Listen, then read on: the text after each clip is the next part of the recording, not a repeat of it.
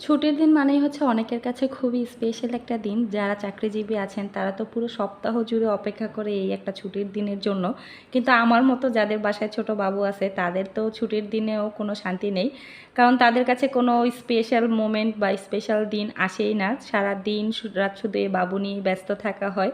তো সেই কারণে হচ্ছে ছুটির দিনটাও ঠিকভাবে উপভোগ করতে পারি না। আমার কাছে ছুটির দিন মানে হচ্ছে আরও ব্যস্ততম একটা দিন। এই ছুটির দিনের জন্য ওয়েট করি যে কিছু কাজকর্ম রেখে দেই, যে ছুটির দিনে ওর বাবা যখন বাসায় থাকবে ওকে ওর বাবার কাছে দিয়ে আমি বিভিন্ন ধরনের কাজকর্মগুলো সেরে নিতে পারবো। তো আজকে হচ্ছে সকাল সকাল ঘুম থেকে উঠে গিয়েছি। সব সময় দেখা যায় যে চিন্তা করে রাখি যেদিন ছুটির দিন ওই দিন একটু লেট করে ঘুম থেকে উঠবো, কিন্তু আমার বাবু ওই দিনই খুব তাড়াতাড়ি ঘুম থেকে উঠে যায়। তো আমিও আজকে সকাল সকালই ঘুম থেকে উঠে গিয়েছি।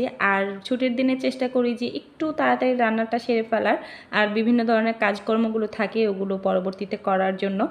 তো এদিকে আমি রান্নার কাজটা কিন্তু অলরেডি শুরু করে দিয়েছি। আর এদিকে যখন রিদওয়ানেরও স্কুল বন্ধ, তাই ওর জন্য কিছু স্পেশাল রান্না বান্না করছি। আসলে ছুটির দিন তেমনভাবে উপভোগ না করলেও রান্না বান্না কিন্তু স্পেশালি করা হয় সবসময়ই। তো আজকে হচ্ছে ওর পছন্দের চিকেন রান্না করছিলাম। আর এই যে দেখেন, এই একজন মানুষ আমার কোল ছাড়া তো কিছুই বোঝে না। যখনই কাজ করতে নিব এভাবে আমার কোলে উঠে বসে থাকবে। তো এদিকে আমি রান্নার ফাঁকে ফাঁকে চেষ্টা করি সবসময় বেসিনের এই হাঁড়ি পাতিলগুলো ধুয়ে নেওয়ার। যতটুকুই সময় পাই তার মধ্যেই হচ্ছে চেষ্টা করি এগুলো ধুয়ে রাখার, পরবর্তীতে আমার আর জমে থাকে না হাঁড়ি পাতিল, তাই কাজটা খুবই সহজ হয়ে যায়। এদিকে কিন্তু আমার মাংস অলরেডি রান্না করা শেষ, আর এখন হচ্ছে আমি একটু ঘিয়ে ভেজে হচ্ছে পোলাওটা রান্না করব। আজকে হচ্ছে খুবই অল্প পরিমাণে রান্না বান্না করছি। আর আজকে ছুটির দিন হলেও রিদওয়ানের আব্বু বাসায় নেই, ও হচ্ছে গ্রামে গিয়েছে। ও কালকে রাতেই হচ্ছে গ্রামে গিয়েছে, আর আজকে বিকেলের দিকে হচ্ছে চলে আসবে। তাই আমাদের মা ছেলের জন্য হচ্ছে খুবই অল্প পরিমাণে একটু পোলাও রান্না করছি। আর রিদওয়ানের আব্বু বাসায় থাকলেও এই গরমের মধ্যে কোনোভাবেই ও পোলাও খাবে না। তো পোলাওটাকে বেশ ভালো করে হচ্ছে চালটা আমি ভেজে নিয়েছি। এখন অল্প পরিমাণে লবণ আর হচ্ছে আদা রসুন বাটা দিয়ে দিলাম, দিয়ে একটু ভালো করে ভেজে নিব। আর চালটা একটু ভালো করে ভেজে নিলে কিন্তু পোলাওটা অনেক বেশি ঝরঝরে হয়। তো ভাজা হয়ে গিয়েছে, এখন হচ্ছে আমি পরিমাণ মতো পানি দিয়ে দিচ্ছি। আর অল্প পরিমাণে হচ্ছে পোলাও রান্না করলে পানির পরিমাণটা কিন্তু একটু বেশি দিতে হয়। তো যাই হোক, এখন হচ্ছে আমি পোলাওটা রান্না করে নিচ্ছি। আর এদিকে কিন্তু আমার মাংসটা অলরেডি রান্না করা কমপ্লিট। তো এদিকে কিন্তু আমার পোলাওয়ের পানিটা অনেকটাই শুকিয়ে গিয়েছে। এটাকে হচ্ছে এখন আমি 5 মিনিটের মতো দমে দিয়ে বসিয়ে রাখবো, তাহলে কিন্তু আমার পোলাওটা একদমই হয়ে যাবে। তো এদিকে আমার পোলাওটা কিন্তু একদমই কমপ্লিট, খুবই ঝরঝরে হয়েছে। তো আমার রান্নাবান্না একদমই শেষ। তো এই রান্নাবান্নার শেষে হচ্ছে আমি যেই মেন কাজটা সবসময়ই করে থাকি, এটা হচ্ছে আমার এই চুলাটা ক্লিন করা।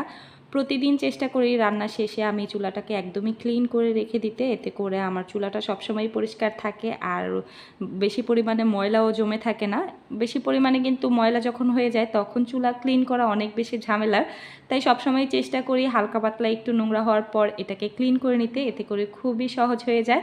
আর এমনিতেও আমার এই চুলাটা খুব বেশি সময় লাগে না ক্লিন করতে, এটা খুবই অল্প সময়ের মধ্যেই পরিষ্কার হয়ে যায়। প্রথমে হচ্ছে একটু পাউডার দিয়ে মুছে নিয়েছিলাম, এখন হচ্ছে একটা ভালো কাপড় দিয়ে মুছে আমি ক্লিন করে নিয়েছি। এই যে আমার চুলা একদমই ঝকঝকে হয়ে গিয়েছে। এখন হচ্ছে রান্নার কাজ শেষ করে রান্নাঘর একদমই ক্লিন করে চলে আসছি ড্রয়িং রুমে। আমার দেখা যায় এই সোফাগুলো প্রতিদিন ক্লিন করতে হয়, যেহেতু বাসায় ছোট বাচ্চা আছে আর ওরা সারাদিনই হচ্ছে টিভির রুমেই পড়ে থাকে, এই ড্রয়িং রুমে বসে বসে টিভি দেখে। আর সোফাগুলোর মধ্যেই হচ্ছে যত ধরনের নোংরা আছে ফেলে রাখে। তো এগুলো হচ্ছে অনেক বেশি ময়লা হয়ে থাকে, সেজন্য প্রতিদিন চেষ্টা করি এভাবে একটু মুছে নেওয়ার। প্রতিদিন একটু করে মুছে নিলে আর বেশি পরিমাণে ধুলো জমে না। আর এই জায়গাগুলো তো একটু ভালো করে মুছতে হয়, না হয় এগুলোর মধ্যে অনেক বেশি ধুলো জমে থাকে। তাই একটু সময় নিয়ে হচ্ছে এগুলোকে মুছে আমি ক্লিন করে নেই। তো ড্রয়িং রুম মোছা শেষে হচ্ছে আমি যে কাজগুলো সবসময় করে থাকি সেটা হচ্ছে এই রিদওয়ানের পড়ার টেবিলটা। এই টেবিলটা তো আমার প্রতিদিন অনেকবার গোছাতে হয়, কারণ ওই টেবিলের উপরে যে কি পরিমাণ খেলনা এটা সেটা ফেলে রাখে, এগুলো হচ্ছে প্রতিদিন আমার গোছাতে হয়। আর বই তো একটা বের করতে গিয়ে দুইটা তিনটা বের করে ফেলে, এগুলোও হচ্ছে অগোছালো করে রাখে, তাই আমার এগুলোও প্রতিদিনই ক্লিন করতে হয়। তো যাই হোক, এদিকে আমি রুম গোছাতে গোছাতে দেখি যে রিদওয়ান অলরেডি গোসল করে এসে বসে বসে কি যেন নিয়ে খেলছিল।